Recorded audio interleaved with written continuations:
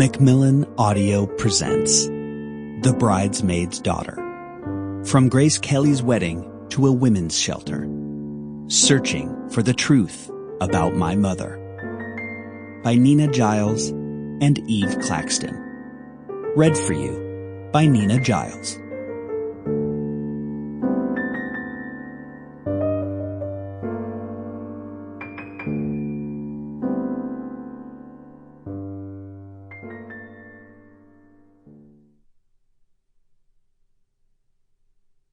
To my mother Carolyn, whose beauty and kindness are forever imprinted on my heart, and to anyone suffering in silence, in the hope that you may find your voice. Prologue. The day my mother's story first slipped out into the world, I was 29 years old.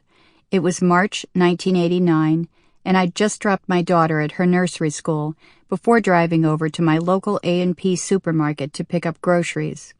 My son was still a toddler, sitting in the shopping cart, kicking his little legs as he waited for me to pay at the checkout. I remember glancing down and smiling at him as I stood on the line. He was such a sunny and easy child. I looked forward to our time alone in the mornings, together after his big sister went to school and before his midday nap.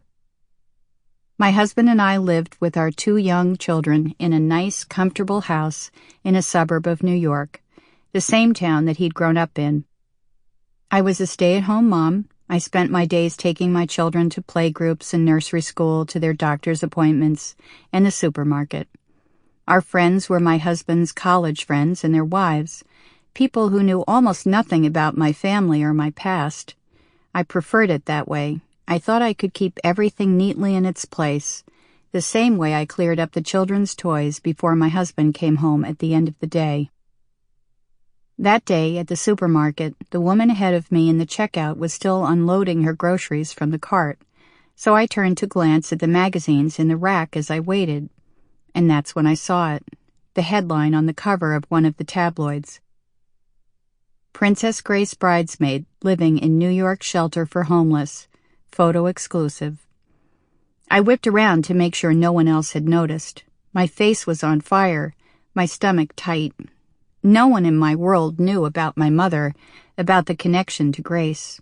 Would they even guess that the woman from the headline had anything to do with me?